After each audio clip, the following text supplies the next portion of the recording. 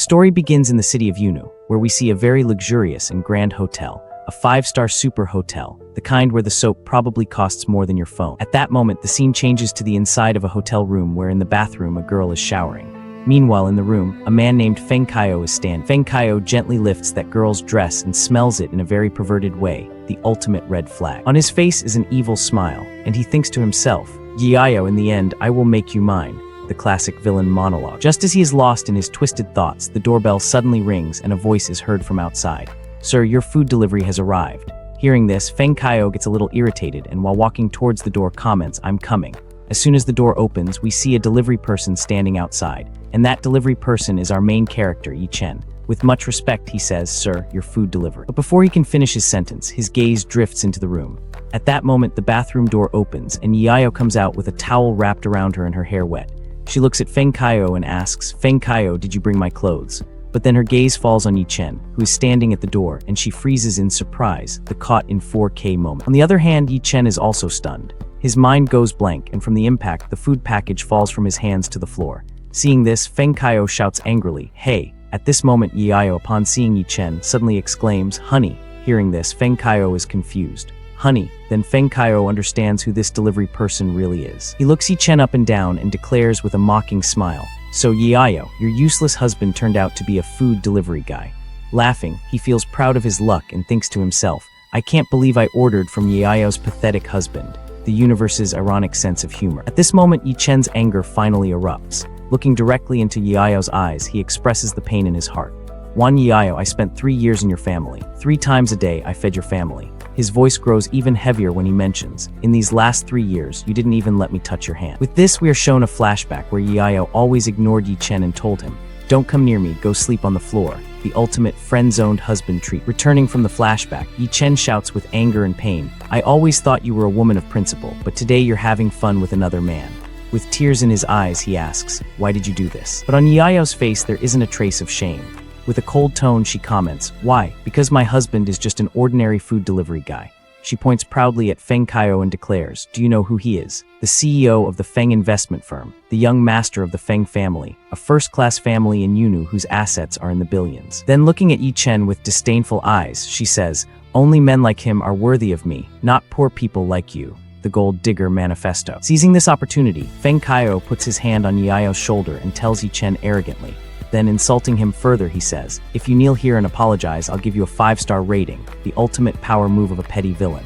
Hearing this, Yi Chen thinks to himself, "You two are so shameless just because you're rich." At this moment, Feng Kaio, moving closer to Yiayo, comments, "Yiayo, don't worry about him, it's just the two of us."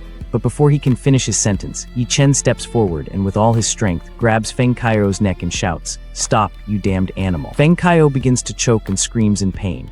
"Ah, it hurts, let me go." Seeing this, Yiayo, on the contrary, starts yelling at Yi Chen.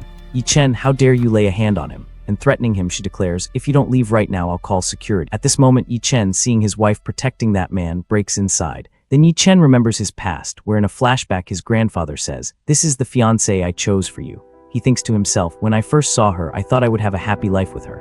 But returning to the present, he thinks, "All that was just my wishful thinking." Before leaving, he gives Yiayo one last warning. "Wan Yiayo, I hope one day you won't regret this." And turning around, he walks out. As soon as he leaves, Yiayo shouts, "Regret. The biggest regret of my life is having a useless husband like you." After this, the scene changes, and we go outside where Chen sits on his scooter.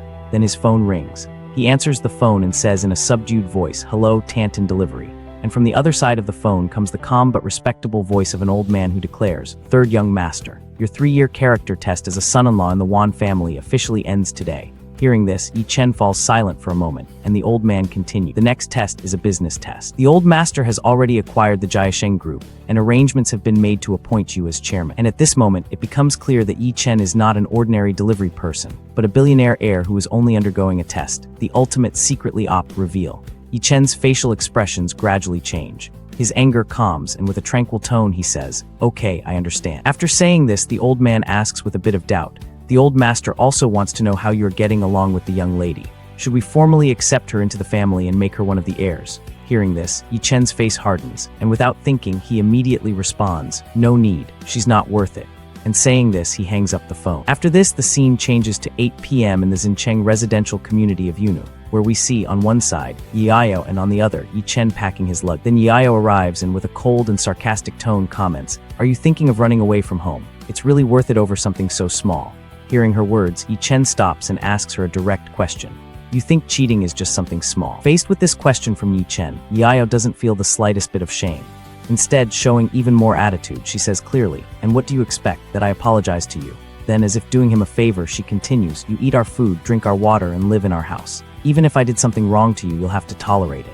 Hearing such shameless words, Yi Chen's patience finally breaks, and he shouts angrily, "Wan Yayo, I have tolerated your Wan family. For 3 years, your mom and dad publicly insulted and hit me countless times, and not once did I respond." The suppressed anger of years pours out in his voice when he says, "Your uncle and his sons bullied me, and all of you acted as if you saw nothing. You never even let me touch you, and I respected that too." And he continues, "That was because I cared about you, but from today on, I don't want to tolerate all this anymore." Then, making his decision clear in simple words, Yi Chen declares, "Wan Yayo, let's get a divorce." Hearing the word divorce, Yayo is shocked and shouts angrily, "Yi Chen, how dare you ask me for a divorce?" And then, trying to scare and humiliate him, she comments, "If you weren't so useless, why would I? And let me tell you, I'm not kidding. After the divorce, you won't be able to live in a 100 square meter luxury apartment, and you won't be able to drive an Audi." Hearing this threat, Yi Chen lets out a cold, sarcastic laugh and mentions, "A luxury apartment and Audi, I don't need them." And shouting even louder with rage, she says, "Fine, divorce. I don't know what Grandpa was thinking when he married me to a loser like." Without losing a second, Yi Chen responds directly, "Then let's go tomorrow morning to the civil affairs office and get divorced." But then Yayo, stopping a little, comments, "Tomorrow won't be possible. Tomorrow is Grandma's birthday, and the whole family must gather at her house before 10 a.m. Then, continuing the conversation clearly, she says, "And this decision was made by the older generation. First, I have to discuss this with my family." Hearing this, Yi Chen only says, "Then explain it to your family as soon as possible. I'll wait for your call." Saying this, he takes his bag and starts to leave without looking back. From behind, Yayo screams like crazy, "Bastard loser, you'll definitely regret divorcing me. In just a few days, you'll come crawling back and beg me." But Yi Chen, completely ignoring her words, walks out of the house where it is raining heavily. He stands in the rain when his phone rings again. He answers the call and says, "Hello." And from the other side, the same old man says, "Young master, the car is waiting for you on the corner." Hearing this, Yi Chen turns to look, and there isn't just one, but an entire convoy of black Rolls-Royces parked. Next to each car are bodyguards dressed in black suits who, upon seeing Yi Chen, bow simultaneously and shout loudly, "Young master." The rain becomes more intense. Then a bodyguard steps forward and offers an umbrella. "Young master, umbrella." But Yi Chen refuses it and comments, "No need. The rain helps me clear my mind." Then another bodyguard steps forward and puts an expensive coat over Yi Chen's shoulders. And as soon as he puts on that coat, his entire aura changes, the glow-up scene. Then in a loud voice, he gives just one order, "Let's go." And as soon as the convoy moves, the people around are shocked to see this scene. From the crowd come voices, "Wow, Rolls-Royce." And someone else shouts, "They're all Rolls-Royces. What's happening?" From above, Yayo also hears this noise from the apartment window and looks down below. Confused, she thinks to herself, "Why are so many Rolls-Royces passing by here? Did some very important person come?" She has no idea that this important person is the same one she just kicked out of the house, the dramatic irony. With this, we are told about the Yi family. The world only knows mysterious families like the Rothschilds, DuPonts, and Morgans, but the most mysterious family is actually the Yi family, whose assets are over 100 billion. Yet they remain very discreet, and you won't find their name on any rich list, the ultimate hidden dragons trope. The scene changes, and Yi Chen has already arrived near a helicopter where a bodyguard respectfully says, "Young master, this way." And here we are told how the Yi family prepares its heirs. Candidates of the next generation undergo tests and selection from the age of 3. By age 5, they learn martial arts, piano, and violin simultaneously. And by age 18, they have already completed the 4-year program of an American university's business school. But it's not just studies. To mold their character, the elders of the family give them special tests. At this, Yi Chen remembers that day 3 years ago on the Yi family estate when his grandfather ordered him, "Yi Chen, I am arranging your marriage with the Wan family, a second-class family of Yunu." Returning to the present, Yi Chen, sitting in the helicopter, thinks, "At that time I accepted this test of my own will, but now all that is over."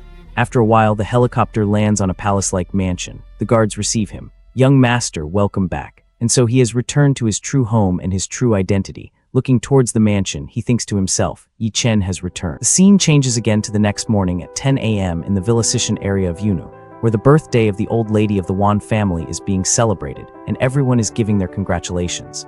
"Grandma, happy birthday," and "Mom, may you live 200 years. Then someone from the crowd asks Yayo, "Hey, that loser Yi Chen didn't come." Yayo hesitates a bit and comments, "He probably went to work." Hearing this, Wan Junyi and Wan Maoyan laugh and say, "Work." Delivering food, Wan Junyi says angrily, "He's a stain on our Wan family. Once he crashed into my Mercedes and I didn't have the courage to tell my friends he's our relative." Hearing all this, the old lady Wan gets furious and orders, "Call him here right now. He has no manners." Seeing Grandma's anger, Yayo panics and says, "Grandma, today he didn't come because we're getting a divorce." Hearing this, Grandma shouts, shocked, "What divorce? Who gave you permission to divorce? Did you forget that your late grandfather arranged your marriage?" Faced with this, Yayo immediately starts her crying drama. She falls to her knees and says, "Grandpa, I don't dare go against Grandpa's last wish." But Yi Chen crossed the line. He is having an affair with another woman outside.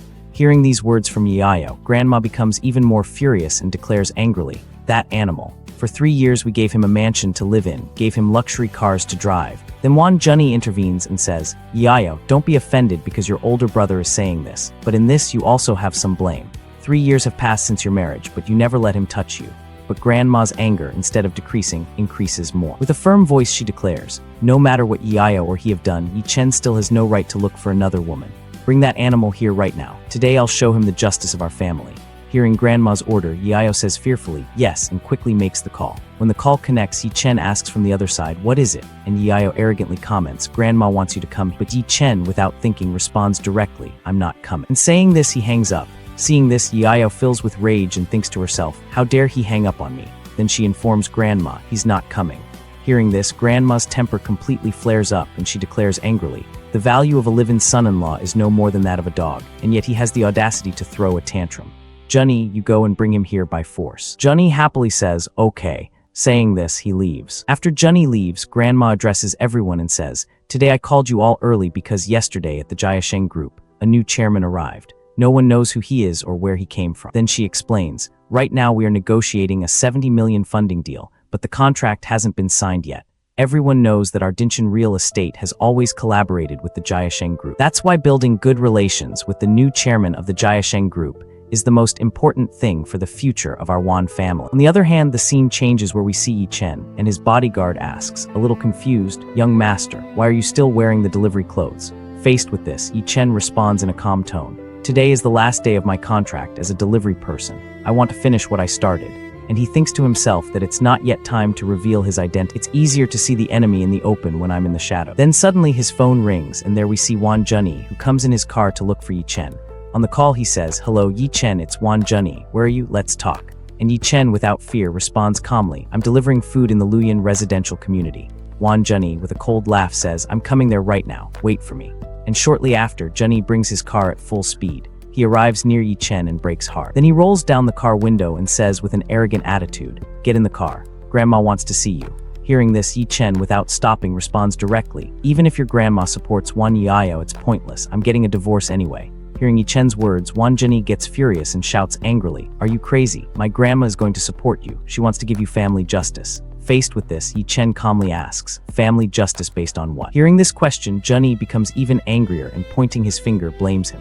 "Based on you looking for a woman outside. No matter what Wan Yayo is, she's still a member of the Wan family. You wronged the Wan family, so you deserve to die." Hearing this, Yi Chen slowly takes off his helmet and asks in surprise, "I look for a woman outside. That's what Wan Yayo said." And in the next moment, he can't contain his laughter and laughs out loud. Seeing his laughter, Junyi, annoyed, asks, "What are you laughing at?" Then Yi Chen's face becomes completely serious and he thinks angrily to himself, "Wan Yayo, that shameless woman. Even bullying has a limit."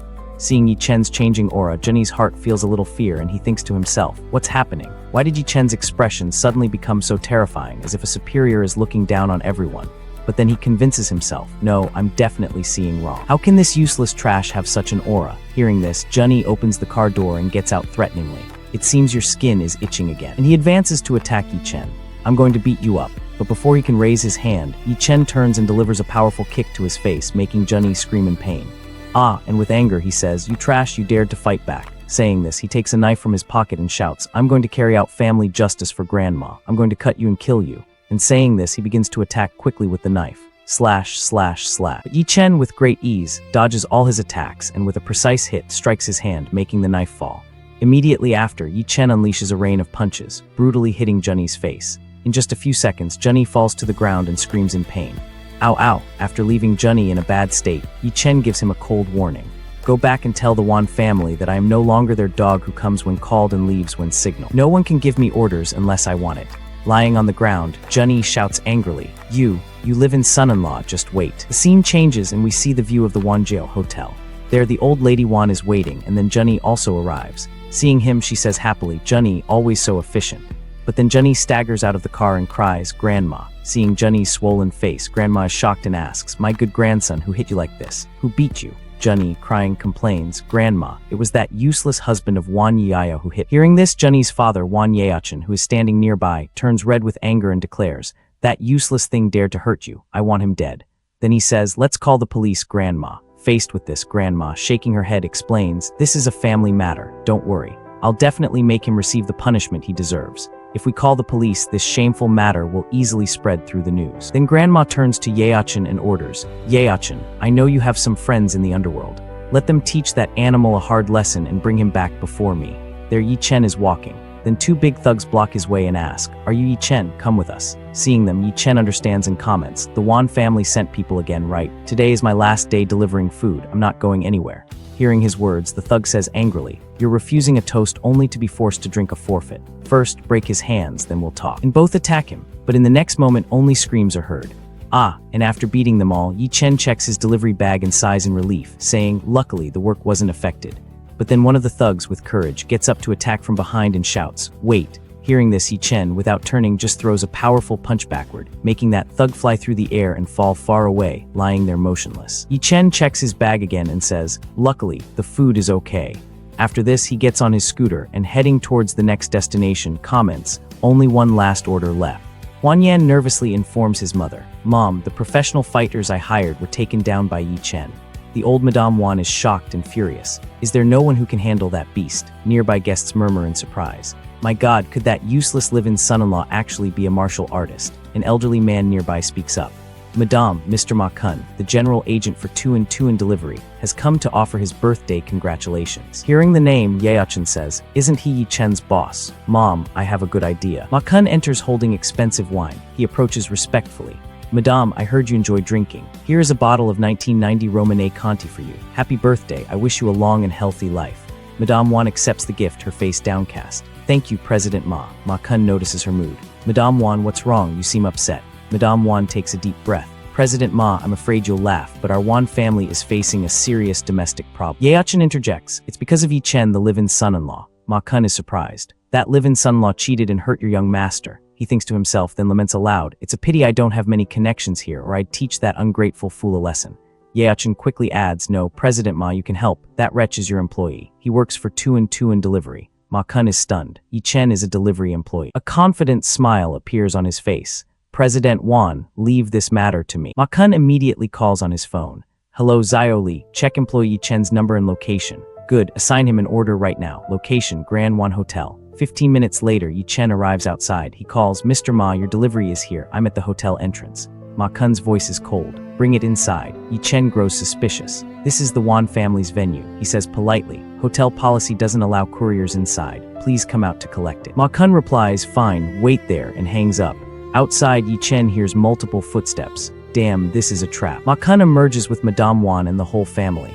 Madame Wan, this way, he says respectfully. He walks straight up to Yi Chen. Take off your uniform and credentials now. Yi Chen is confused. What do you mean? Junny laughs loudly. Idiot, this is your top boss, Ma Kun, general agent of Tuan Delivery. Ma Kun adds threateningly, If you don't believe me, I'll have manager Key call you. Yi Chen's phone rings immediately. The manager shouts, Yi Chen, how did you offend President Ma? You're fired. Hearing this, Yi Chen's anger and disappointment explode. I wanted to end this peacefully, but this bastard ruined everything. Ma Kun yells, Hurry up, take it off, you're fired, strip, take it all off. Furious, Yi Chen removes his jacket. Someone recording laughs. Ha ha ha, he looks exactly like a stray dog. Yeachin mocks him. Useless trash, where's your arrogance now? You dared to hit my son, didn't you? Ignoring them, Yi Chen says calmly, Boss Ma, I heard your agency contract with Tuan Delivery expires this. Ma Kun is shocked and angry. How does he know? He feigns confidence. What does that have to do with you? Yi Chen announces, No need to go to the capital to discuss renewal. You won't be an agent anymore. Ma Kun is furious. Who do you think you are? You say I can't be an agent, so I can't. Do you know how close my relationship is with Tuan's CEO? Madame Wan, sitting nearby, intervenes angrily. Yi Chen, you animal, kneel. She announces to the crowd, Today in front of everyone, I will execute family justice on you. First, you cheated and wronged Yao. Then you hit my grandson. Yi Chen refuses clearly. Old lady, keep dreaming. Why would I kneel? Madame Wan reminds him of the past. 3 years ago, when you married into our family, you personally promised me. I ask you, does that old promise of yours still count? That if you ever did something harmful to the Wan family, you would accept our family's justice. Yi Chen stands fearlessly, chest high. What I, Yi Chen, say naturally counts. Madame Wan immediately orders, good, bring the Wan family's joint dragon ruler. Ye Chen quickly responds, yes. A moment later, they bring a shining golden dragon ruler, the ultimate +5 family drama weapon. This punishment weapon is explained, being struck on the face with it causes pain for at least 3 days. A few more strikes and the flesh rots. Madame Wan orders angrily, Ye Chen, hit him 20 times for me. Ye Chen takes the ruler. Yes. Yao's father Wan Yi steps forward. Mother, it was my fault for not disciplining my son-in-law properly. Let me teach him personally. But at that moment, Yao herself arrives and snatches the ruler from her father's hand. Let me do it. He's my husband. Let me hit him. Seeing this, Yi Chen wears a different expression. A sarcastic smile appears. He directly attacks Yao's hypocrisy. First, you cheated and then framed me for cheating. That wasn't enough. Now you want to slap my face too. He doesn't stop but elevates his sarcasm.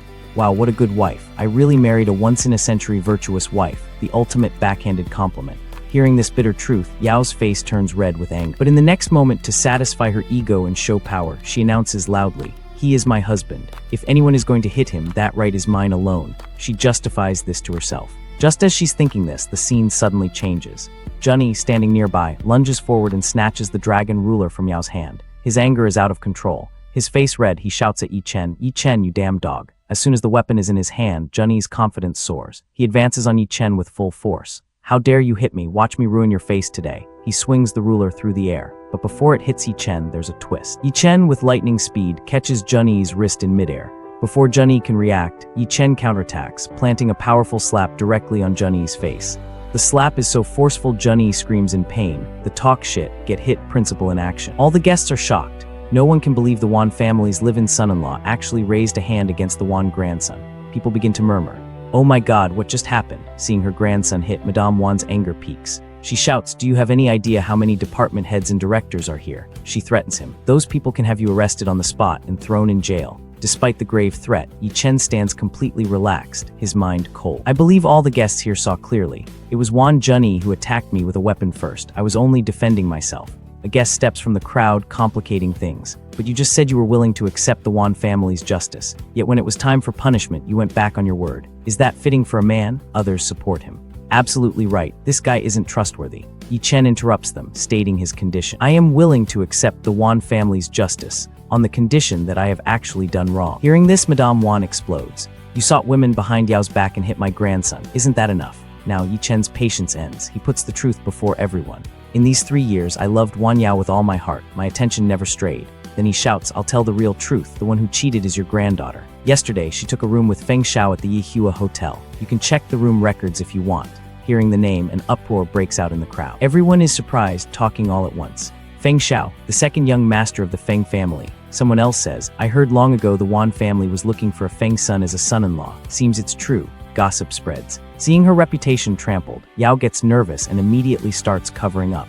She tells her grandmother and everyone, don't listen to his nonsense. Yesterday, I met Feng Xiao only to discuss business. She defends herself with logic. Everyone knows our Jin Chen real estate is raising capital these days. I only went with young Master Feng to discuss funding. Yi Chen immediately counterattacks. To discuss business, you needed to get a hotel room. To talk, you needed to use a towel. He points at the crowd. Do you take everyone here for fools? The atmosphere is heating up when suddenly some people looking toward the door shout, Hey, young Master Feng has arrived. Another man laughs. Perfect timing. We speak of him and he appears. Feng Xiao arrives and asks, what's going on here with everyone? Seeing Feng Xiao, Yao runs to him, acting the poor victim. Young Master Feng, this live-in son-in-law is forcibly accusing me of having an affair with you. She makes a request. Quick, tell everyone I really only went to discuss business with you yesterday. Hearing Yao's words, Feng Xiao boils with anger inside. This useless freeloader actually exposed my affair with Wan Yao in front of so many people. But outwardly calm, he addresses the crowd. Please, everyone, don't pay attention to this useless Yi Chen's words. Yao and I are innocent. He explains, yesterday, she only came to deliver a document to me. Then, with total arrogance, he turns to Yi Chen and challenges him. You're saying I'm having an affair with Yao. Do you have any evidence? A video? A photo? Saying this, he feels happy inside because he knows the evidence has been deleted. Let's see what this live-in son-in-law has to say now. To make his argument stronger, Feng Xiao creates a new story in front of everyone. He draws the crowd to his side. Who would have thought his attitude would be so terrible? He threw my ordered food on the ground. He concludes, "That's why I gave him a 1-star rating. That's the only reason for his anger." To prove his point, he immediately points out Ma Kun in the crowd. By chance, the Tuan delivery general agent, Boss Ma, is also here. He says to Boss Ma, please check your delivery records from yesterday." Hearing this, Boss Ma takes out his phone and checking confirms, young Master Feng is absolutely correct. Yesterday, he really received a 1-star rating. He gives details. Hearing this, the guests present begin to look at Yi Chen with disdainful eyes and pass comments. Hearing everyone's words, Yi Chen looks directly at Yao and questions, "Why did I throw that delivery on the ground? Won't you help explain this?" But Yao blames him. "This happened because you're not diligent in your work. Your tolerance is too weak." Hearing this from her mouth, Yi Chen starts laughing heartily. He laughs, then throws an indirect remark. "Wow, what a thing, not diligent in your work. What tolerance?" Then he laments in his mind. "Yi Chen, what hopes do you still have for this self-interested woman?" After this, he gets serious and asks in front of everyone, "You all say I sought women outside. Do you have any proof?" Hearing this, Madame Wan looks questioningly at Yao, who fearfully shakes her head in denial. With no proof, Madame Wan changes the subject. "Since none of you have proof, then let's end this matter here. But the fact that you hit my grandson cannot end just like that." Hearing this, Yi Chen responds, "He attacked me with a knife at the entrance of the Lu Yuan residential community." Giving logic, he mentions, "There are cameras there, and the community security can also testify. I was only defending myself within the legal framework." He challenges directly, "If you want to pursue this, let's call the police. If I go in, I guarantee he won't escape consequences either." Hearing this, Madame Wan is enraged and throws an indirect remark. "Fine, 3 years eating my Wan family's bread, you've become quite capable, haven't you?" Angrily, she asks, "After hitting my grandson, the next step is to hit me." But hearing this, Yi Chen says calmly, "Madame Wan, I have always respected you." Making a promise, he mentions, "I promise you, as long as Wan Zhenyi doesn't provoke me first in the future, I will have no problem with." Then he makes his final demand. "I only have one request. I hope you will permit me and Wan Yao to divorce." Hearing the word divorce, Madame Wan declares, "Fine, that's just fine." Then she announces loudly, "Friends, everyone knows 3 years ago my family took in a live-in son-in-law. This marriage was arranged by my late husband. In these 3 years, although Yao was unhappy," she continues her speech, "to fulfill the elder's last wish, Yao's parents spoke to me several times about divorce, but I refused each time." Hearing this, murmurs break out among the guests. Then she continues, "My granddaughter Yao is considered the #1 beauty of Yun City by everyone's affection. I don't need to say who is worthy of whom." Then she announces her final decision. "Today, this Yi Chen hit my grandson and slandered my granddaughter and our family friend Feng Xiao." She shouts clearly, "I have decided I will no longer respect my late husband's last wish. I announce that Yi Chen, from now on, is not my Wan family's son-in-law. From this moment, he is expelled from my Wan family. The ultimate, you can't fire me, I quit, but reversed." Hearing this, Yeachin orders a waiter. "Waiter, serve drinks to everyone for the celebration." After that, the atmosphere changes. The waiter serves wine to everyone, and as expected, happy for the Wan family's decision, all the guests begin to congratulate. "Congratulations, Madame Wan. Congratulations, Yao." Everyone says in unison, and a strange kind of joy spreads in the air. Amid this celebration, Wan Yao's mother steps forward, capturing attention. "Thank you, everyone. By the way, I want to give you all some good news." Declaring with much pride, she says, "Our Yao and Yi Chen have slept separately for the last 3 years. He hasn't even touched our Yao's hand." Making the matter even clearer, she emphasizes, Yao is still a virgin. At this point, hearing these words from her mother, Yao blushes red with embarrassment. "Mom." But hearing this, Yi Chen thinks to himself, "This is nothing more than business." He analyzes, "This is Wan Yao's choice, to be valued by the family as some kind of commodity so that in the end the highest bidder can buy her." The meaning was clear. By proclaiming her virginity, they were increasing her market value, the ultimate for sale sign. After this, Yi Chen also takes a glass of wine that's there, but not to drink. Extending the glass toward Yao, he passes one last sarcastic comment. "Wan Yao, congratulations. Finally, you can find a man who matches your stature." Hearing this, Yao returns to her old arrogance. She feels Yi Chen is still afraid of losing her. So arrogantly, she declares, "If you kneel and beg me now, then maybe I'll ask Grandma not to give you the divorce for now." Hearing this, Yi Chen responds, full of anger and hatred, clarifying her misunderstanding. "You cheated on me, and on top of that, you want me to kneel and beg you." The matter returns to the same point. In Yi Chen's gaze, no respect for Yao remains. He then turns the wine glass over and pours all the alcohol onto the floor, a direct insult, and continues saying, "You are not worthy of this." Seeing this attitude from Yi Chen, Yao's anger reaches the 7th heaven. She can't believe the person who until yesterday obeyed her every word is now rejecting her.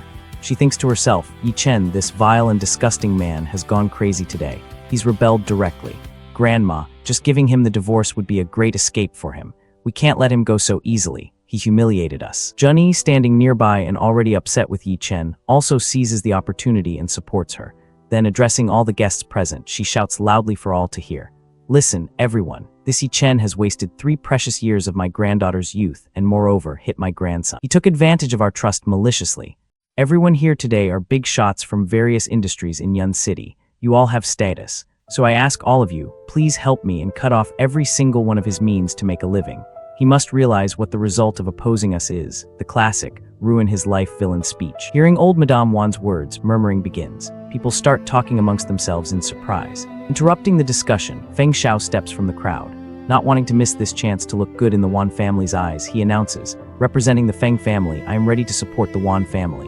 People in the crowd immediately recognize him. Hey, this is the eldest son of the Feng family. That same family that owns the largest chain of affordable luxury hotels in Yun City. As soon as Feng Xiao finishes speaking, it's as if a competition has begun. Another man steps forward. Listen, everyone, I am John He, owner of the Lu Yi, Luanyi, and San Ti Tian Tian restaurants. Showing his power and experience, he says, I've been in Yun City's catering business for 20 years. I am also ready to support the Wan family to stop Yi Chen's livelihood in this city. He barely finishes speaking when Ma Kun, not wanting to be left behind, also steps forward. I am your younger brother, Ma Kun, general agent for 2 and 2 in delivery in Yun City. Seeing so many people against him, Yi Chen isn't scared. Instead, he begins to count calmly. Hotels, waitering, food delivery. These 3 industries have already completely blacklisted me. You've put in all your effort.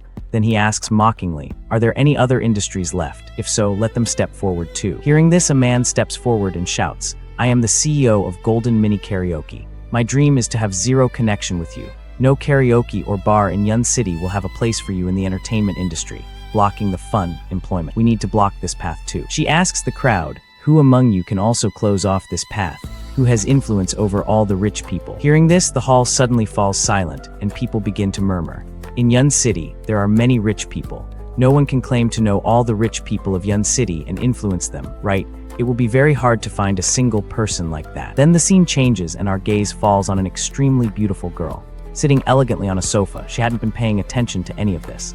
Her mere presence indicated she was different from everyone else, the mysterious beauty archetype. Seeing that girl, Wan Yaochen is stunned, his soul seemingly gone. He thinks, who is this beautiful lady? When did she arrive? I didn't notice. The next moment he realizes she isn't just any guest and nervously steps forward quick. Oh, President Qin, when did you arrive? Forgive me for not receiving you at the door. Please pardon me. I've made a huge mistake. Ma Kun doesn't recognize her and asks in surprise, President Wan, who is this beauty? Please introduce us. Who is she to make you so worried? Yaochen, staring at him, thinks, Ma Kun, have you really been provincial in Yun City? You don't know this lady. Your ignorance will cost you dearly. Then, presenting her to everyone with pride, he says clearly, she is the famous vice president of the Jiasheng Group, President Qin Hongyan. Her name alone is enough. Hearing the name, an uproar breaks out in the entire hall. The impact is clearly seen on everyone's faces.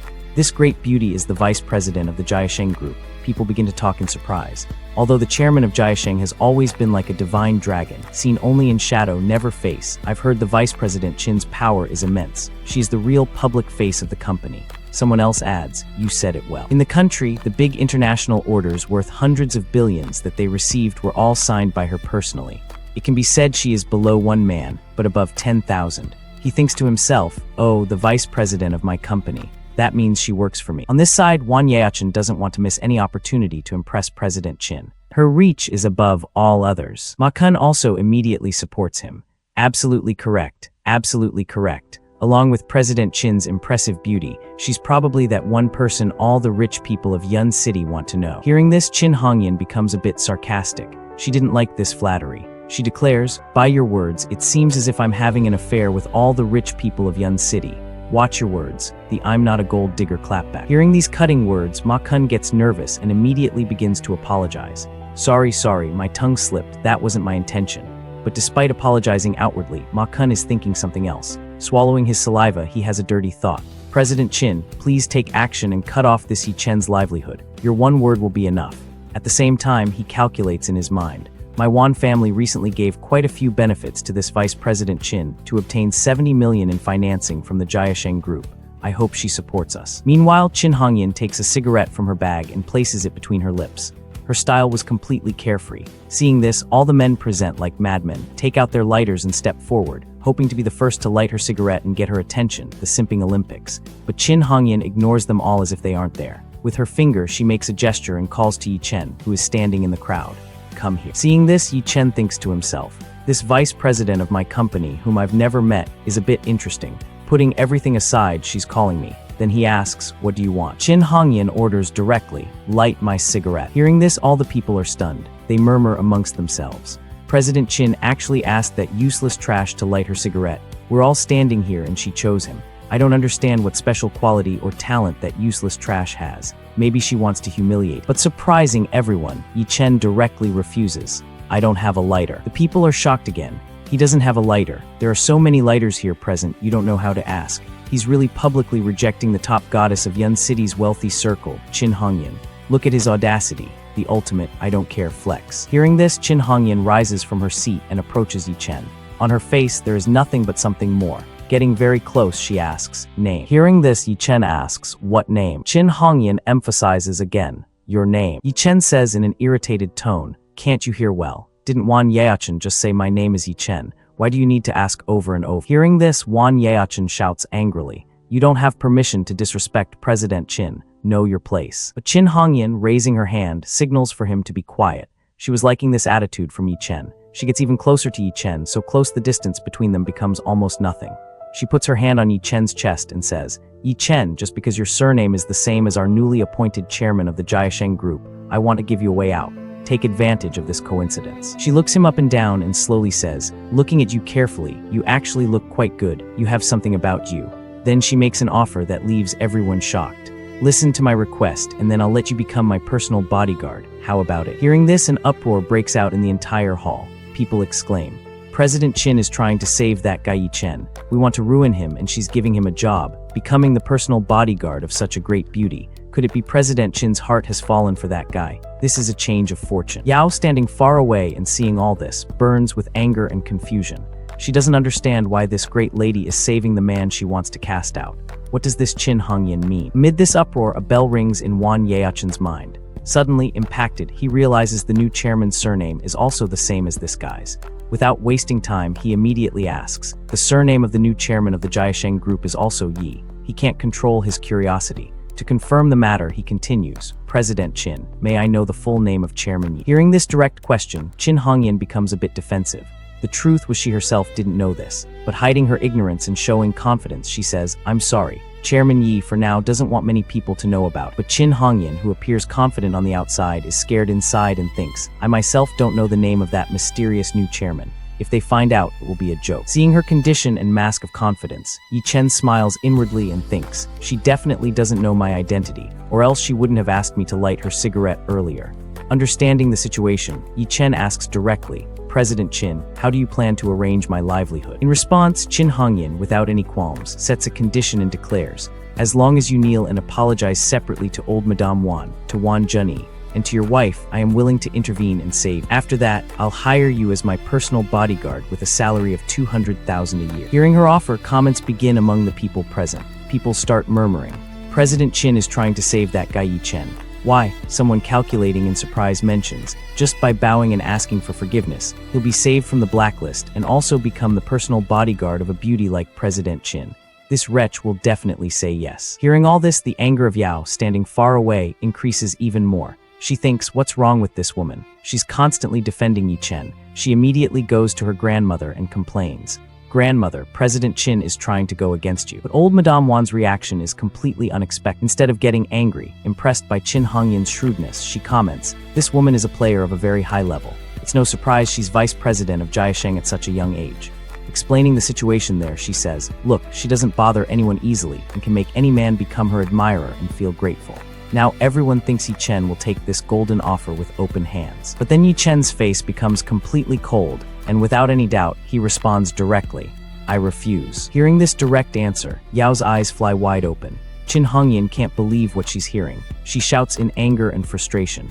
Say that again? In her mind, she couldn't digest this. This little live-in son-in-law actually rejected me in front of everyone. Then suddenly the scene takes a turn. Yi Chen quickly steps forward and getting very close to Chin Hongyan, grabs her ear. Pulling her ear, he shouts loudly, I said I refuse. Seeing this, Chin Hongyan screams in pain.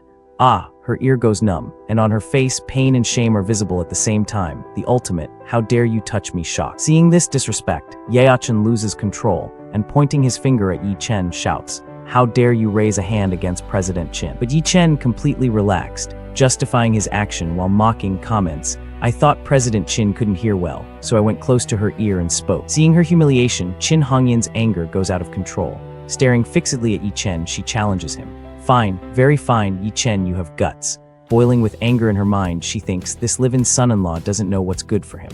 Now the matter goes directly to threats. She turns toward the old madame and announces in front of everyone. Old Madame Wan, I, Chin Hongyan, Vice President of the Jiasheng Group, am ready to support the Wan family and will block every single path for Yi Chen to survive in Yun City. As soon as this final announcement is made, the guests present begin to laugh at Yi Chen. One man throws an indirect remark. Yi Chen, the useless trash, can't even become a bodyguard now.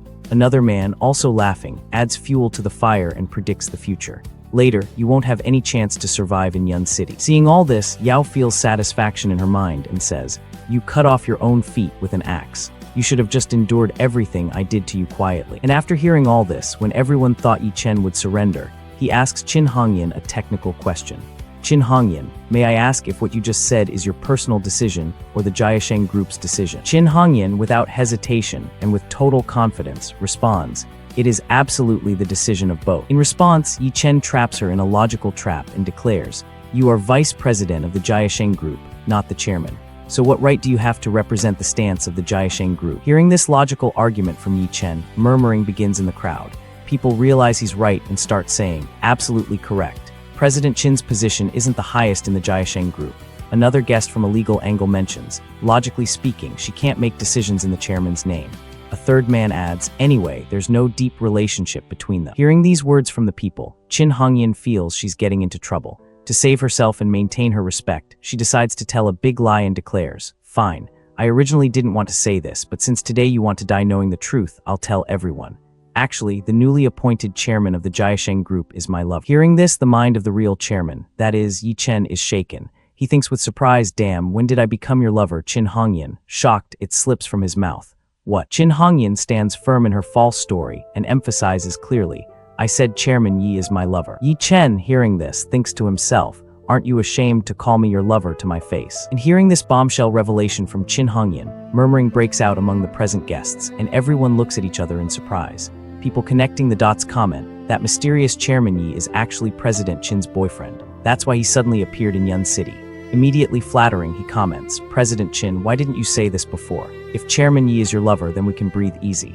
Yao-chen calculates in his mind, overflowing with happiness. The Wan family already gave money to Chin Hongyan. Since Chin Hongyan is the chairman's lover, then the 70 million financing is practically guaranteed. Then Chin Hongyan, a bit embarrassed and trying to cover her lie, manages the matter clearly. My boyfriend is very serious about his work. He always keeps work and personal life completely separate.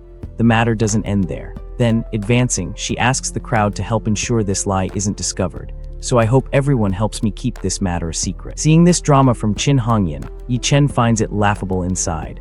Understanding the irony of the situation, he thinks to himself, this woman first boasted with great pride, but now she's afraid other people will leak this outside, so now she put forth this excuse about secrecy. Seeing him laugh, Chin Hongyan feels insulted. She gets irritated and asks, What are you laughing at, Yi Chen? To give her a reality check, he throws an indirect remark.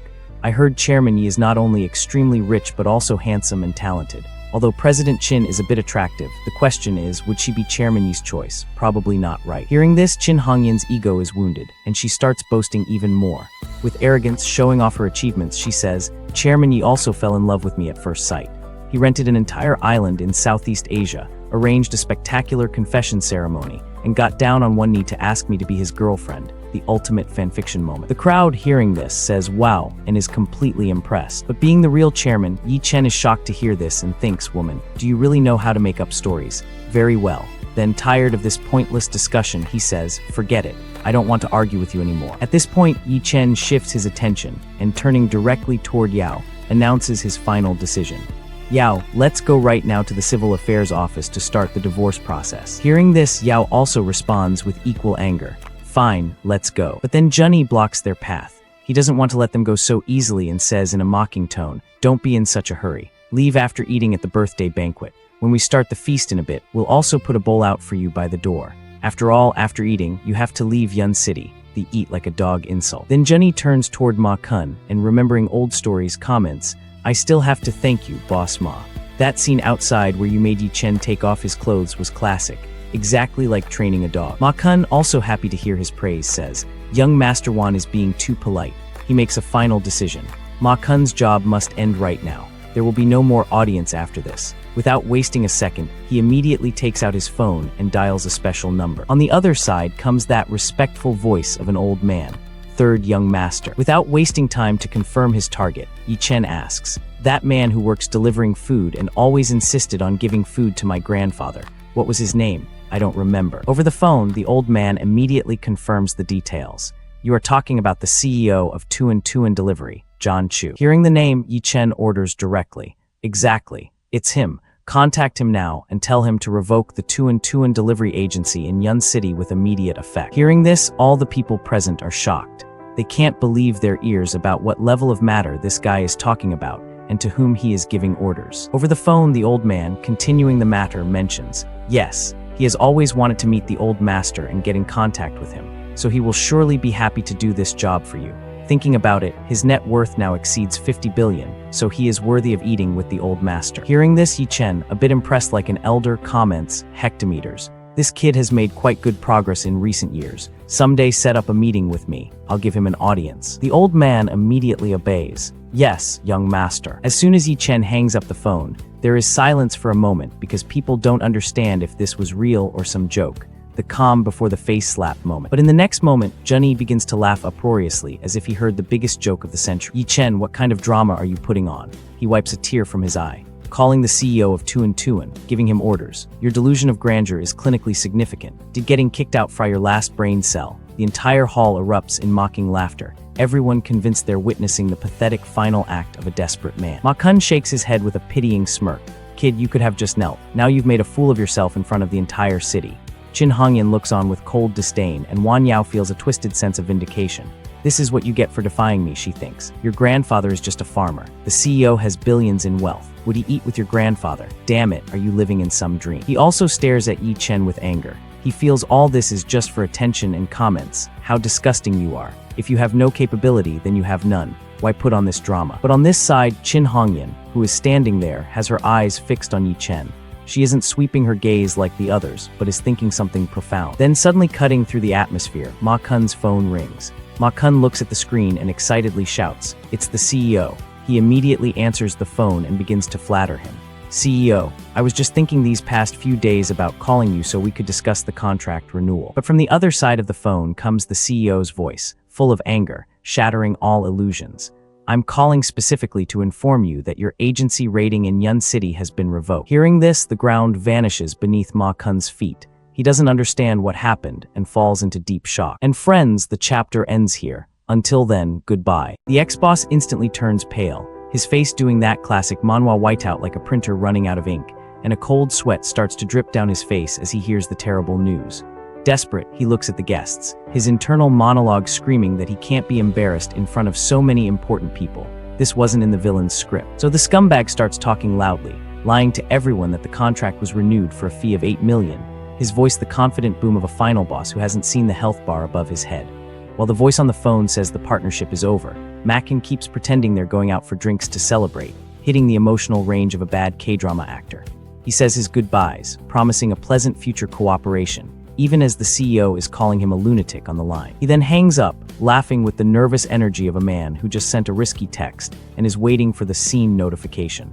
Our protagonist sees right through the pathetic act the man is putting on, feeling the second-hand cringe so hard it's a physical sensation. Mikin then turns to the other guests and assures them with a straight face that the deal is totally sealed. His smile so forced it looks like it was uploaded with a slow internet connection. Hearing the good news, Wang Xiaowi proposes a toast, and the liar drinks the wine mixed with his own desperate tears, the vintage notes of regret and poor life choices. But Yi Chen notices the man's tears and realizes with a smirk that the move he pulled worked perfectly, the satisfaction of a puzzle piece clicking into place. The vice president finds the tears odd and asks if he's okay, her tone the polite concern you, use for a stranger with food in their teeth. But the man makes up an excuse that the strong drink went down the wrong way, the oldest lie in the book, right after I'm fine. At that, our hero crosses his arms and asks point blank why he doesn't just tell everyone that he lost the agency, his voice cutting through the awkward silence like a skip button. Furious at being exposed, Mackin yells that the headquarters took over and says it has nothing to do with the young man, deflecting like a pro at a corporate dodgeball game. Our protagonist doesn't even care about the accusations, and calmly says he won't waste time arguing because he knows the truth. His chill vibe the exact opposite of the chaotic energy in the room. Makun is sweating bullets, but the guests doubt that a useless live-in son-in-law would have the power to take down an entire agency, their logic following the usual weak-looking guy is weak trope. However, Kun Hong Yin becomes thoughtful, staring at the young man suspiciously and wondering if he could actually be someone powerful, his detective mode activating like in every mystery manhwa ever. Right after, Gio steps forward to calm things down, assuring everyone that her ex-husband is just a country bumpkin with no influence, the tell in her voice as clear as a tutorial pop-up. She continues to humiliate the young man, saying that if he knew important people, he would never have allowed himself to be treated like a dog, a line so cliché it should come with its own background music. The matriarch agrees, laughing at the situation as she believes young masters are too spoiled to endure so much hardship. Her chuckle the sound of a VIP reader who thinks she knows the whole plot. Trying to save face, Makun shows off a super expensive bottle of wine, but is interrupted by the waiters calling everyone to eat, his big moment ruined by the universal signal for "shut up, food s here." Watching that scene, our hero realizes how materialistic the family is and understands perfectly why he was betrayed, the revelation hitting him with the subtlety of a chapter title card. At that moment, the head chef announces that the banquet is about to begin and asks everyone to proceed to the main hall. As they walk, Gia whispers for him to wait until after dinner to make the divorce official so as not to ruin the party, her priorities as clear as a menu. With little choice, the protagonist sits alone at a table in the back, deciding to wait until everyone has finished eating, the classic protagonist in the corner shot. Suddenly, a female guest next to him makes a scene just because her spoon touched his, acting as if he were trash, her drama level set to extra.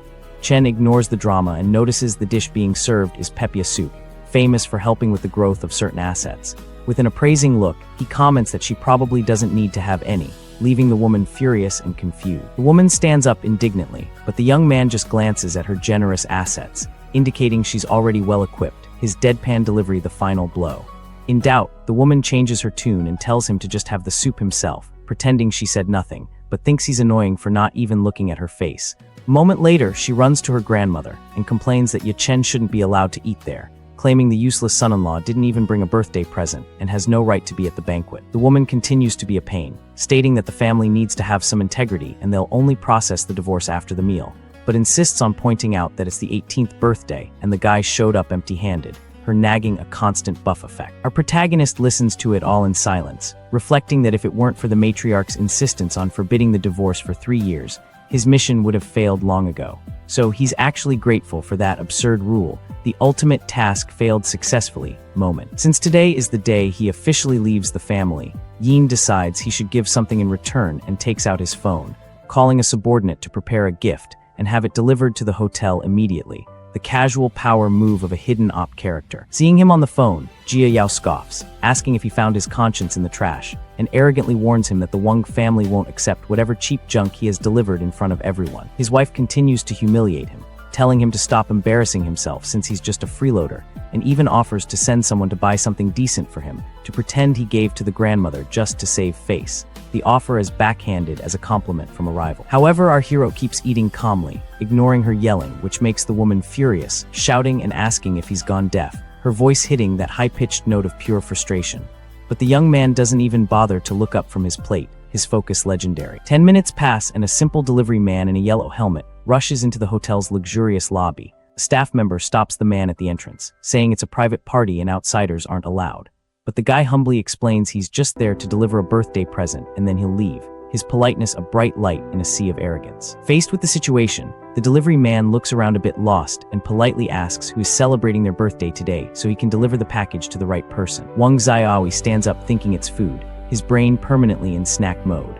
The man explains that he met a Rolls-Royce owner on the road who gave him $500 just to bring that package to the hotel as fast as possible, a side quest with a great reward. Hearing the words Rolls-Royce, the arrogant cousin immediately assumes the gift is from some big shot for his grandmother, and with a greedy smile extends his hand, telling the delivery man to hand over the package immediately, his eyes turning into dollar signs.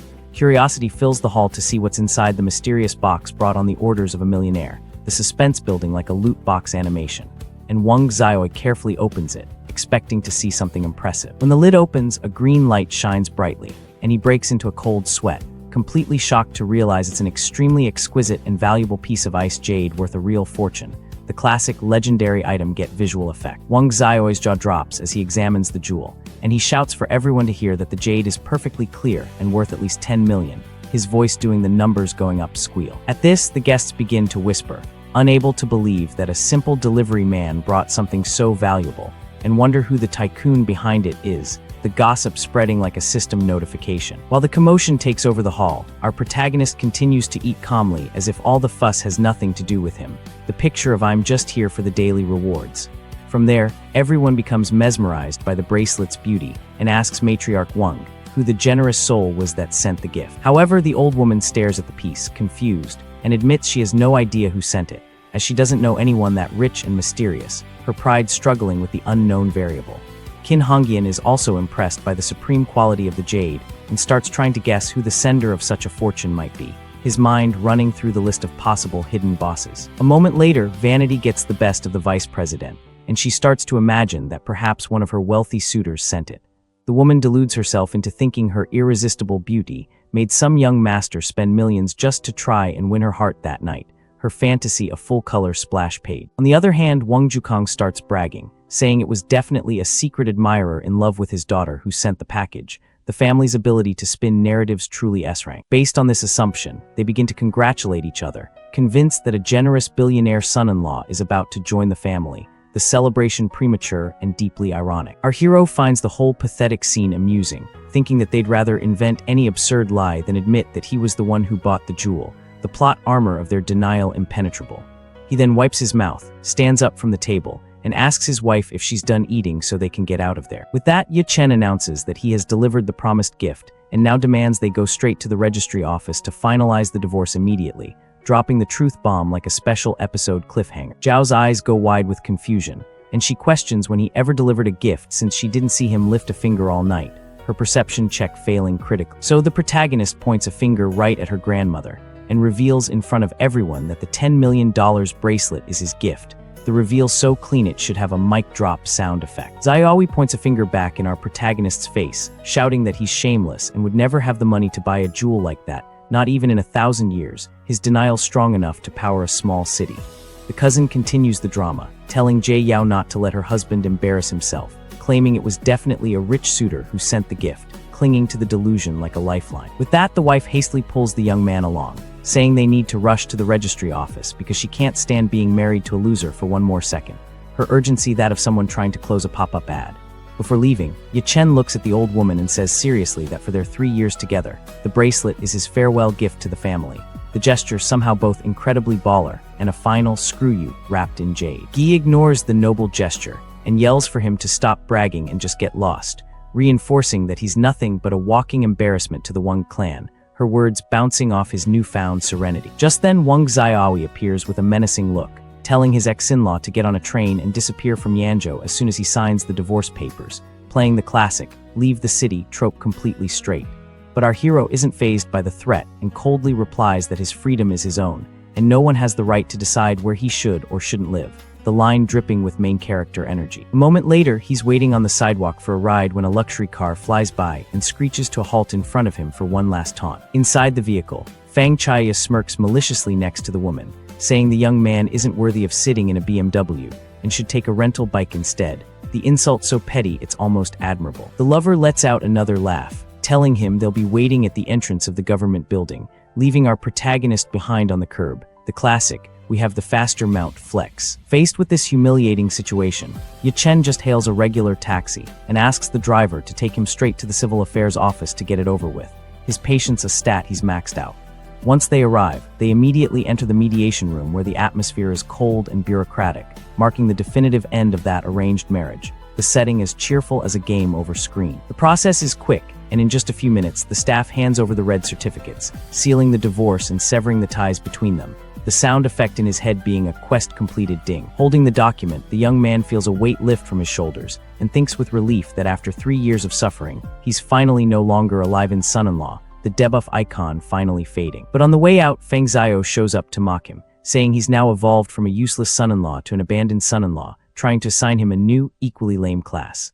While Ye Chen focuses on his next test, our protagonist doesn't even care about the taunts and just replies coldly that he wants nothing more to do with that woman, turning his back and walking away, already mentally in the next story arc. Zhao is furious at being ignored and continues to scream in the middle of the street, calling her ex-husband a useless abandoned son-in-law, her voice the shrill soundtrack to his freedom. As he gets into the taxi, the woman gets into the luxury car, still fuming, and orders Fang Zhao to follow the guy's vehicle to make sure he leaves the city, initiating a chase sequence no one asked for. The lover obeys with a smug grin on his face, certain that Ye Chen is heading straight for the train station to run away with his tail between his legs, the confidence of someone who hasn't read the genre tags. As they tail the taxi through the busy streets, they think that since they've blocked all his means of support, the young man has no choice but to leave, their plan seeming foolproof in a vacuum. But Jia Yao starts to get restless in the passenger seat, remembering her ex-husband's confident expression, and feels that something is very strange about this whole situation, her intuition finally pinging after 3 years of neglect. Suddenly, Fang Zhao furrows his brow in confusion, realizing that the route the taxi is taking leads neither to the train station nor the bus terminal. The ex-wife asks if it's the way to the airport, but the driver denies it, saying that this direction leads straight to the wealthy district of XH, the plot thickening. At this, the woman starts biting her nails anxiously, wondering if the guy actually plans to stay in Yanzhou even after everything, her anxiety meter filling up. Fang Zhao tries to calm her down, saying the poor guy is probably just looking for a cheap hotel, but assures her that with their influence, no one will rent a room to him, his villain logic airtight. 10 minutes later, the taxi stops in front of the luxurious Four Seasons Hotel at Westlake, leaving the pursuing couple completely baffled, their confusion as delicious as a victory cutscene. Seeing our protagonist walk up the entrance stairs, Fang Zhao scoffs, saying he definitely only went there to apply for a job as a waiter or janitor, his imagination limited to the NPC roles. Jia Yao is outraged by the guy's audacity, since they had already made it clear at the banquet that he was banned from getting any job in the city, the decree of a minor villain. Determined to humiliate the young man one more time, the lover picks up his phone and calls an acquaintance who works as a manager at the hotel to set a trap. The classic, "I know a guy" move. The man then orders the manager not to hire a guy named Ye Chen, who just walked in, thinking he's destroying our hero's life, his smile that of a job well done. However, the lover's expression changes drastically when he hears the manager's response, and he shouts in surprise, making Gio ask in fright what went wrong, the record scratch moment audible. The man hangs up the phone, confused, and explains that the employee checked everything, but confirmed that no one showed up looking for a job, which leaves them both wondering about the reason for his visit, the mystery box now in their laps. Faced with this mystery, Fang Chia's eyes widen, and he suggests the absurd possibility that our protagonist wasn't there to work, but to stay as a guest, the idea so revolutionary it breaks his brain. The ex-wife immediately laughs at the idea, saying it's impossible because a single night costs 8,000, and she confiscated all his cards, leaving him with just some pocket change, her math based on the stats she thinks she knows. Even so, the lover isn't satisfied and decides to go into the hotel to get to the bottom of it personally with his manager acquaintance. Arriving in the lobby, they receive the bombshell confirmation that Yachin did indeed check in and even paid in advance for a full 7-day stay.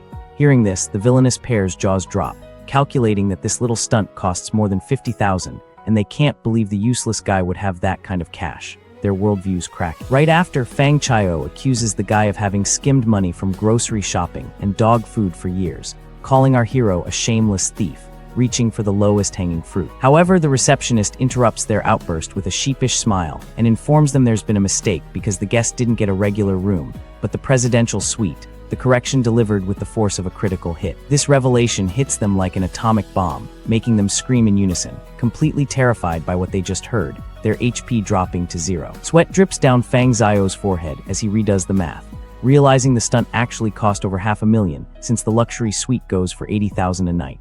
Completely pale, he turns to Gio and asks if she's absolutely sure her ex-husband saved up $500,000 just by saving spare change from buying bread, because the math just doesn't add up, his voice a whisper of pure, unadulterated system error. Feng Xiao turns to the receptionist to confirm his doubt. "Are you sure Yi Chen just paid 560,000 in full right now?" The receptionist confirms the payment and then delivers the salt in the wound. "Yes, sir, and he also gave me a very generous 10,000 tip.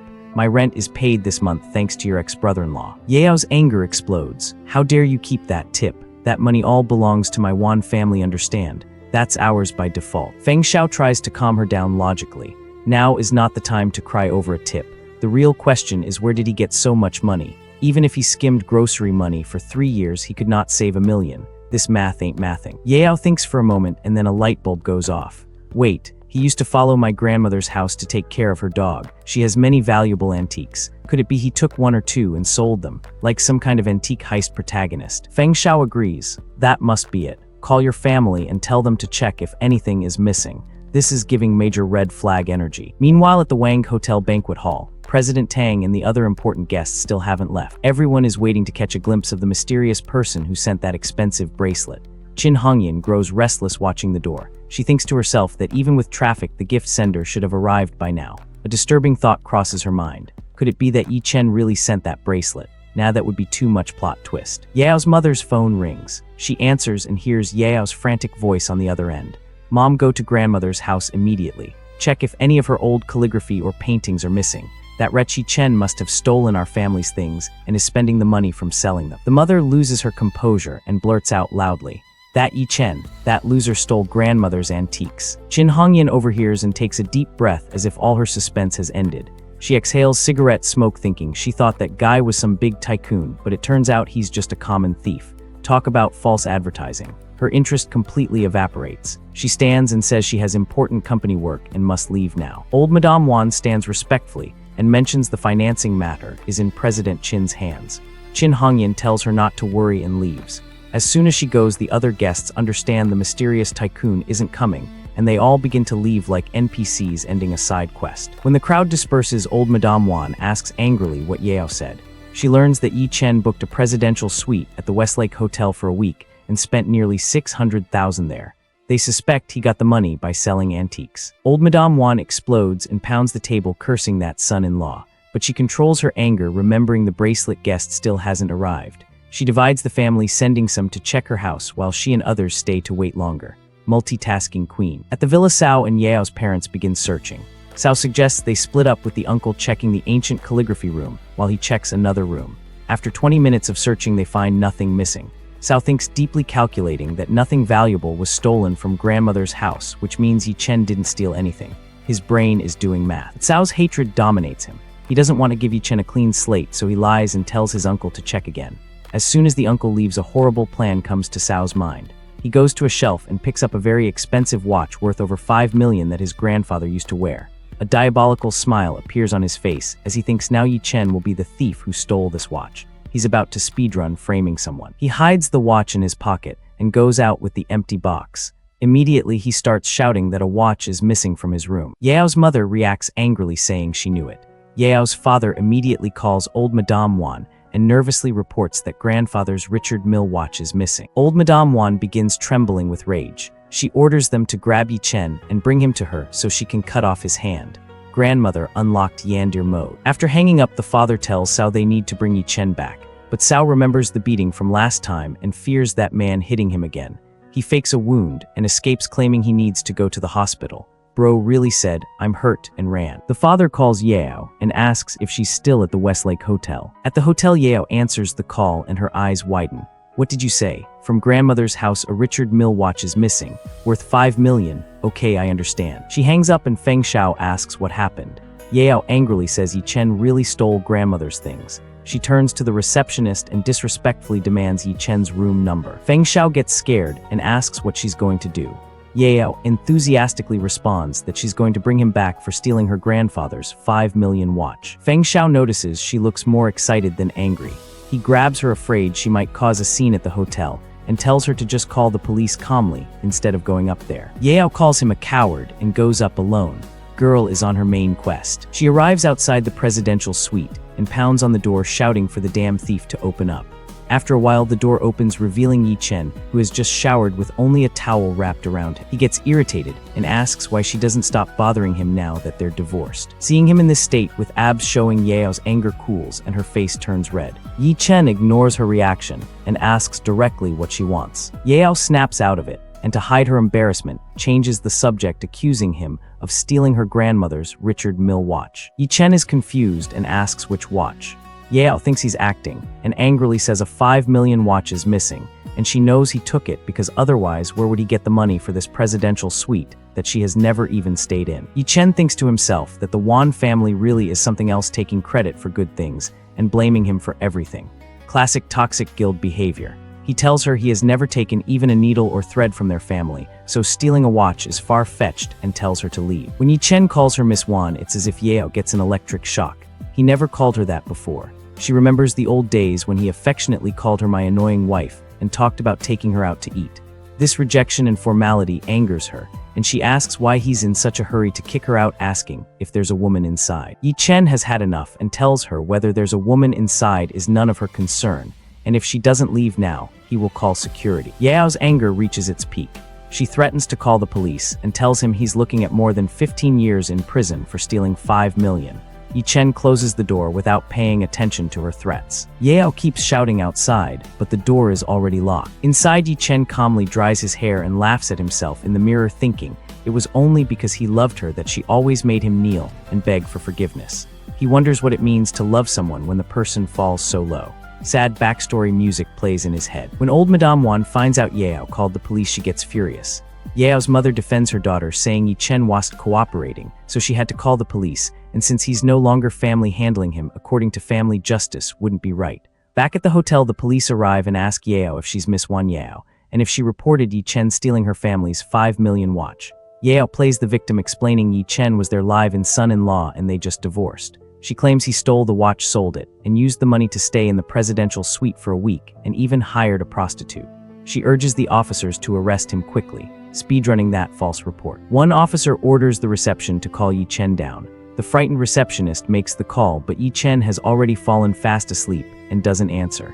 Yao's suspicion turns to certainty as she angrily thinks he's guilty, and that's why he won't talk to her. The two police officers look at each other and decide to go upstairs. They take the elevator up and ring the doorbell. When Yi Chen opens the door and sees the police, he is a little surprised, but remains completely calm. Main character energy activated. The officer in front, Captain Li, reveals his identity and gets straight to the point, asking if Yi Chen stole the 5 million watch. He scans Yi Chen and points out that he was formerly the live-in son-in-law of the Wan family and didn't have much money doing food delivery for the last 6 months. He mentions that at the time of divorce, Yi Chen didn't receive a single cent of family property, yet he's staying in a presidential suite that costs 80,000 a night, booked for a full week. He asks where the money came from if he didn't steal the watch. Detective mode on. Without any delay, Yi Chen turns around and brings out some papers. He hands them to Captain Li, explaining that this is the share transfer contract of Guaja Group and that he is now the largest shareholder and newly appointed CEO. He also hands over his shiny business card. Plot twist unlocked. As soon as they take the card, both police officers lose their composure. That's some pay-to-win item right there. The other officer whispers to the captain that this is too exaggerated and asks if it could be fake. Captain Li asks if his information can be found on SkyEye, which is a commercial investigation tool that maintains information on 200 million social entities across the country. Yi Chen responds that the founder of SkyEye, Dr. Yang Kao, is his second brother's college classmate. Since he hasn't officially joined the office yet and didn't want people to find him first, he asked Dr. Yang to hide his information. He offers to have them open it for a while and immediately calls Dr. Yang, speaking casually and asking him to open his profile for just 10 minutes. He tells the officers they can check now. Flex. Both officers immediately search for Guaja Group on their phones. When the result appears, their eyes fly wide open. On the screen, it clearly reads Yi Chen, CEO of Guaja Group. Achievement unlocked, shock. But Captain Li still isn't willing to accept defeat and suggests it could be the work of some hacker. Man is in denial. Yi Chen realizes they won't believe him like this. He says he didn't want to flaunt his wealth, but since they still don't believe him, fine. He takes out his phone, opens the banking app, and puts it in front of their faces, telling them to see for themselves. Ultimate move, bank account reveal. When the officers glance at the transaction details, they completely lose their composure. The 560,000 expense is on one side, but when their gaze falls on the available balance below, both are shocked because that amount is over 10 billion. In the midst of the silence, Yi Chen inwardly takes a deep breath, thinking it's good they signed a prenuptial property agreement when they got married, which is why the Wan family never checked how much property and assets he actually has in his name. Pro gamer move. He looks toward the police and explains that this is just one of his cards. He asks with respect if Yi Chen must be the young master of some very large and wealthy family, and why someone with his background would willingly become a live-in son-in-law of the Wan family. Lore inquiry. Yi Chen responds that it was just a family arrangement, and at that time he had no other choice. He asks the officers to keep his secret, especially from the Wan family, because he doesn't want any more involvement with them. stealth mode activated. Both police officers think to themselves that the tastes and thoughts of rich people really are very strange. After clarifying the matter, the police officers politely apologize for the inconvenience and leave. Yi Chen bids them farewell. 2 minutes later in the hotel lobby, Han Yao and Feng Xiao are waiting impatiently. When they see the police come down, they immediately approach them. Captain Li directly tells them that the gentleman has already clarified he did not take their family's watch and suggests they go back and search because maybe they forgot it somewhere else.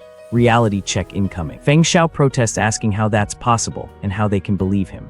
Yao also argues that if he didn't steal their family's things, then where did he get so much money to stay in this 5-star hotel? She insists he's just a poor food delivery guy and nothing more. Copium overdose. Both police officers look at each other in surprise at the words poor delivery guy. In their minds, that figure of 10 billion is spinning around. They think to themselves that there is no poor person in this world who owns 10 billion.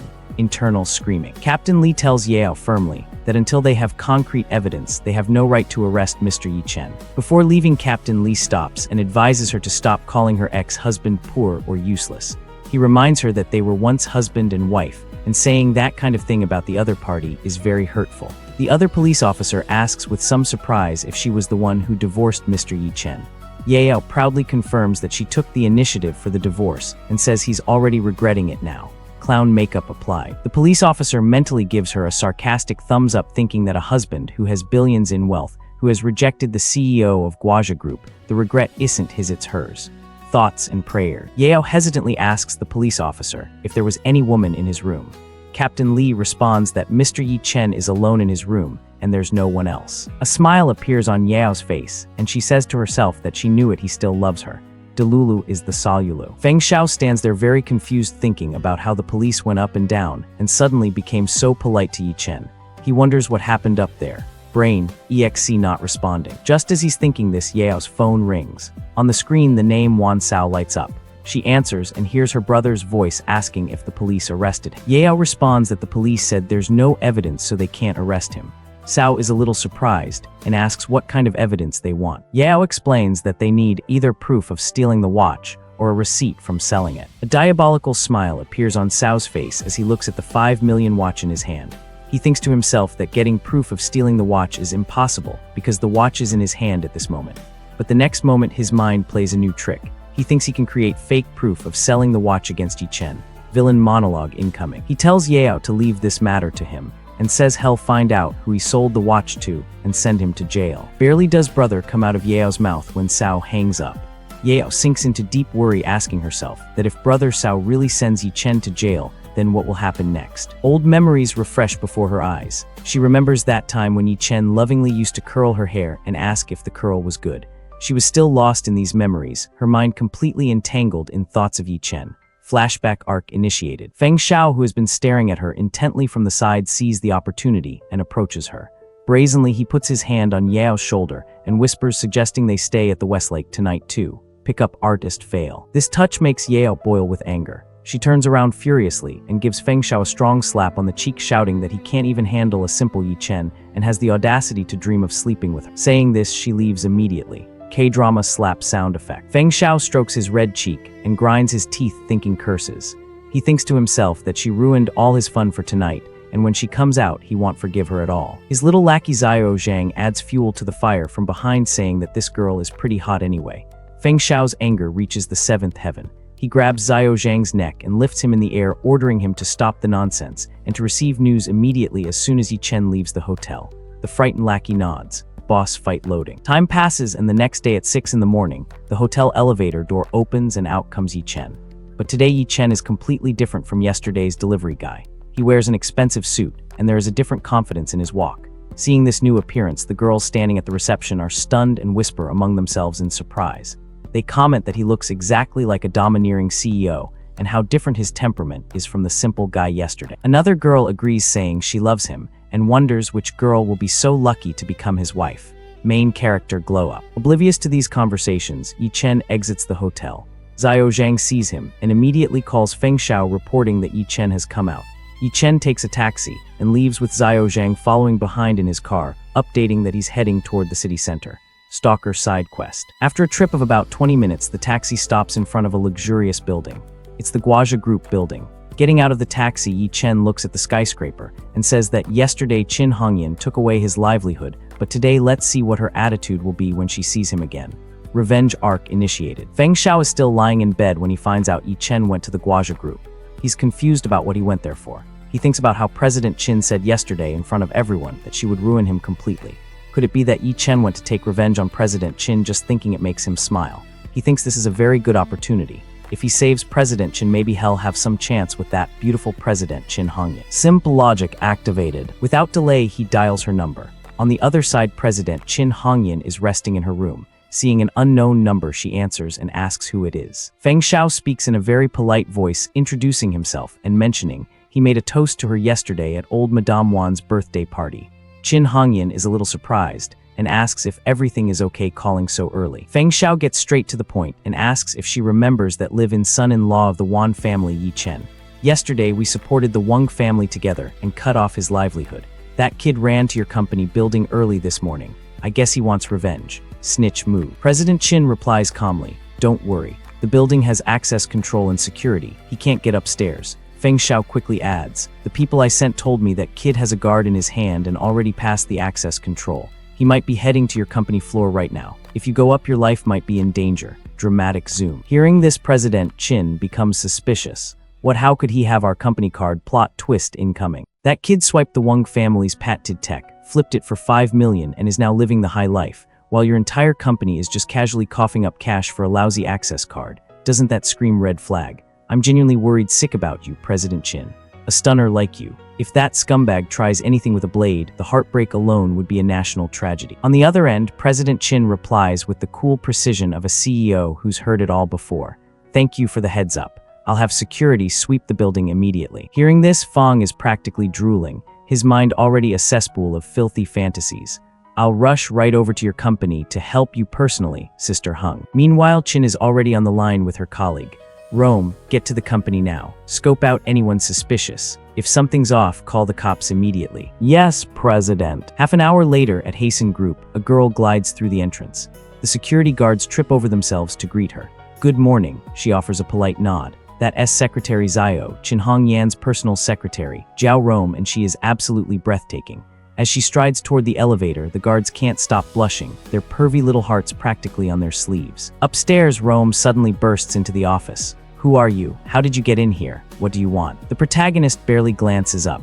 Dressed in a flawless suit, he radiates pure boss energy, calm, composed, dripping with aura. "Who are you?" he asks coolly. Rome adjusts her glasses with a flicker of pride.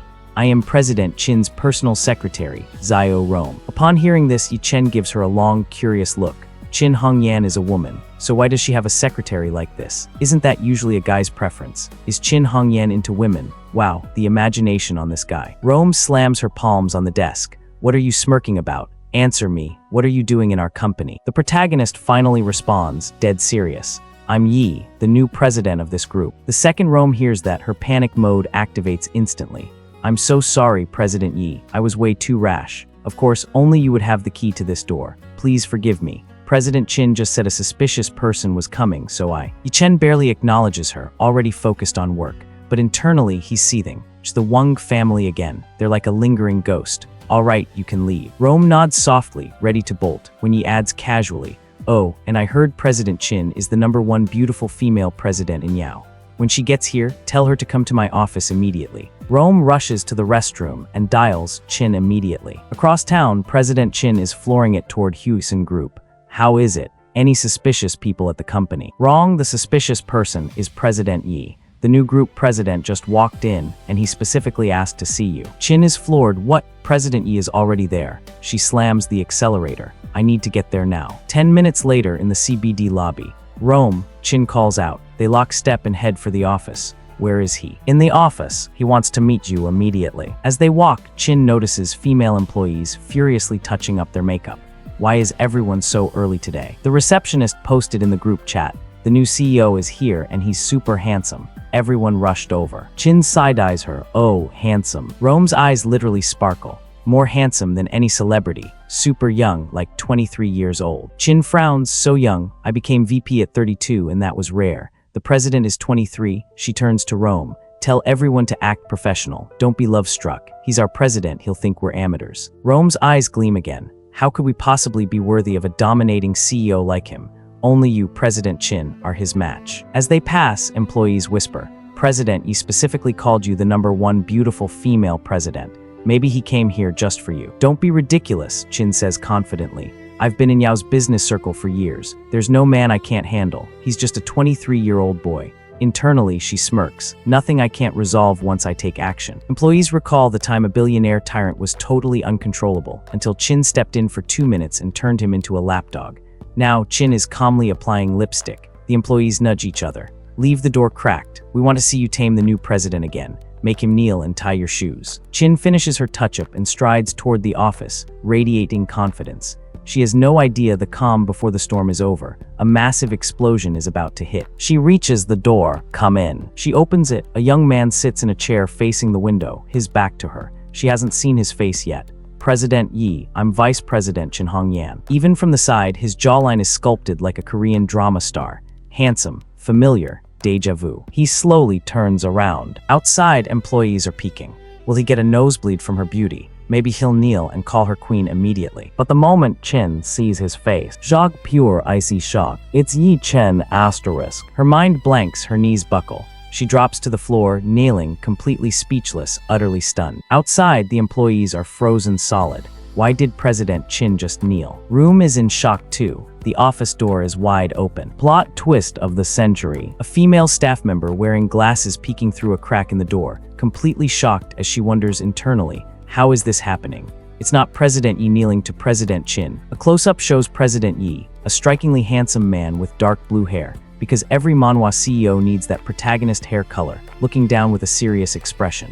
Suddenly, the heavy door is shoved open, exposing 3 female employees who had been eavesdropping, causing them to scream in terror like they just got caught sneaking snacks past their mom. Inside the luxurious office, the beautiful brunette, President Chin, is kneeling helplessly on the floor before President Yi, who calmly stands with his hands in his pockets and asks, President Chin, why are you kneeling to me the moment we meet? I really can't accept such a big gesture. He continues, if you can't accept it, then help me up already. Bro is enjoying this way too much. Internally, President Chin curses, damn Wang family. If not for them, I wouldn't have offended my boss. This is why we can't have nice things. While out loud, she apologizes profusely with her head bowed. I'm sorry, President Yi, I was wrong. Please forgive what I said yesterday. Kneeling down to meet her gaze, President Yi smirks slightly and says, Yesterday, oh, I remember now. Yesterday you said we were lovers, right? Suddenly, he pulls her into a tight, intimate embrace, causing her to let out a surprised gasp of AH as he holds her flush against him. As he notes internally that she smells so good and feels so soft. No wonder so many men are crazy about this woman. He teasingly asks her, I even heard I booked an island to ask you to be my girlfriend. Which island was that again? Man really said, let me gaslight you with your own lie. Flustered and feeling completely socially dead from embarrassment, she looks over his shoulder with a bright red face and stammers, I'm sorry, I was wrong. If the floor could open up and swallow her right now, she'd pay extra for express delivery. Letting go slightly, he looks at her gently and instructs, all right, get up first. As she stands up, looking away nervously like she just got caught peeking in the boys' locker room, he turns his back and orders, close the office curtains. If the staff see this, it won't look good, to which she obediently replies, yes. Girl is already down bad and she doesn't even know it yet. Now seated at his desk reviewing a document while she stands nearby holding her phone like an anxious intern, he remarks, President Chin, yesterday you said you wanted to cut off all my options in Yuncheng. Now I'm Huasheng Group's president, your boss. Looking up at her intensely with a piercing gaze that would make any shoujo manga FL faint, he challenges, I'd like to know, how are you going to block me now? Filled with regret, she explains, President Yi, I really never imagined someone of your status would go be the Wang family's live-in son-in-law. That's like finding out your local delivery driver is secretly a chaebol heir. Nobody saw this coming. I know my mistake can't be undone. However you decide to punish me, I'll accept it. Turning around to face the window, proudly showing off her curves, she offers herself up to his judgment, stating, if you want to slap me, I'll walk over and let you hit me. If you want to scold me, I'll stand here and listen. If you want to fire me, I'll pack my things and leave right away, and never appear before you again to upset you. She's really giving him the full, I accept my execution speech. Watching her, President Yi thinks to himself that this woman Chin Hongyan really isn't simple.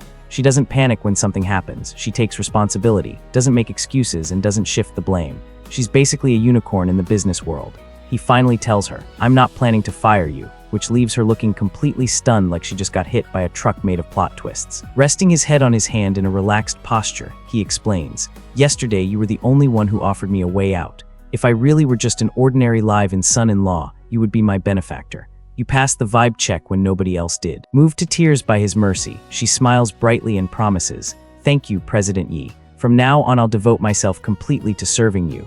Girl just unlocked a new faction and she's already farming loyalty points. Clasping his hands together firmly on the desk, he states, "You, I can forgive. But the others at the birthday banquet who tried to cut off my options, I won't spare a single one of them. It's arc time." Looking at him with deep devotion, she suggests, "President Chin, you can just call me Hongyan," to which he orders, "Hongyan, organize the information on everyone who tried to cut off my options yesterday and give it to me." As she turns to leave with a crisp yes, she thinks excitedly that President Yi is making his move and the Yuncheng business circle is about to be shaken up.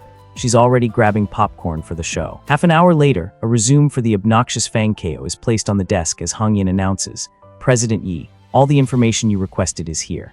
Recalling a blonde woman's harsh words from earlier boasting about Fang Kao's 10 billion net worth and calling him trash, President Yi asks, "I heard the Fang family is a first-tier family in Yuncheng with assets close to 10 billion. Hongyan quickly clarifies the truth. "They count as first-tier, I guess. 2 years ago they might have had 10 billion, but now they've shrunk badly. Their assets are probably only around 3 billion, not much better than the Wang family. Bro been coping hard with that 10 billion flex." She continues her report. "The Wangs recently had a project where they wanted us to finance 70 million, and they gave me a lot of benefits for it. I'll return every benefit they gave me and tell them to stop dreaming about working with Huisheng again." She also notes internally that Wang Jiaqi is blind, choosing useless Fang Kao over a whole hidden boss. Once she finds out who Yi Chen really is, she'll regret it so much her guts will turn green. The second-hand embarrassment is gonna be legendary. However, Yi Chen maintains his strict professionalism, stating, "Business is business. I won't exclude the Wang family from a deal because of my personal history with them. Bring me the proposal for that project. I'm not that kind of petty protagonist." When she eagerly offers, "Yes, I'll get it for you right away," he stops her with a warm look, saying, "No need, I'll go with you." At the exact same time down in the lobby, Fang Kao is standing around checking his phone, wondering to himself, "I wonder if President Chin has managed to catch that kid Yi Chen yet." Little does he know, the kid is currently running the whole building. A female staff member in a green jacket approaches him, recognizing him as young Master Fang.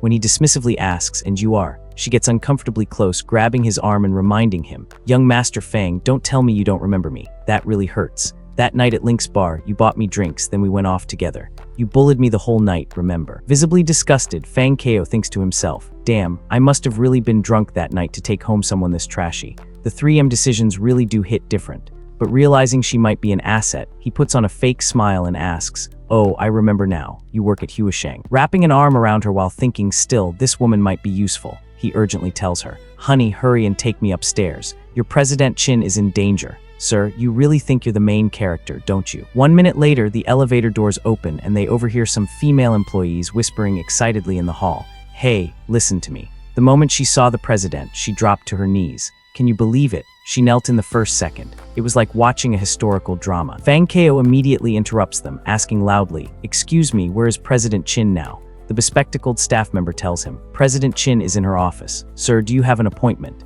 Ignoring her completely, Fang Kao aggressively shoves his arm past her, causing her to yell out, "Hey, what are you doing? Man really thinks he's in an action movie." He violently kicks the heavy office doors open with a massive bang. Bursting inside, he points an accusing finger and yells, Well, Yi Chen, you shameful, discarded son-in-law and thief. So you really are here." Bro came in with all the subtlety of a truck crashing through a wall. Hongyan, standing next to Yi Chen with a document in hand, looks at the intruder in shock and mutters, "Fang Kao." Misunderstanding the situation entirely, Fang Kao yells at Yi Chen, "Are you hiding here planning to get revenge on President Chin?" The confidence is truly impressive considering how wrong he is. An absolutely furious Hongyan glares daggers at him and demands, "Who let you in here?" Still trying to play the macho hero, Fang Kao confidently tells her, "Hongyan Jai, don't be afraid.